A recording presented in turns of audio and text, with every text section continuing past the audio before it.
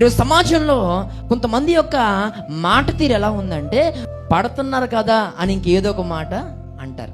నీ స్థితిని బట్టి, నీకున్న హోదాను బట్టి నీకు ఎదురు చెప్పట్లేదు, కానీ ఇంటికి వెళ్ళి నాకేంటి మాటలు, నన్ను ఎందుకు ఇలా అంటున్నారు, నేనేం చేస్తాను అని ఏడుస్తున్న వారు సమాజంలో చాలా మంది ఉన్నారు. నీకు తెలుసా? కొన్ని సందర్భాల్లో నువ్వు మాట అనేస్తావు, సిల్లీగా అన్నాను అంటావు.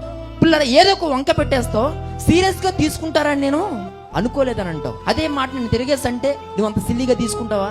కొందరు నీ విషయంలో చాలా బాధపడుతున్నారు. ఎందుకనంటే ప్రతి విషయంలో పొల్లరిసినట్టు మాట్లాడతావు. ఈరోజు సిల్లీగా మాట్లాడడానికి ఒక హద్దు ఉంటుంది.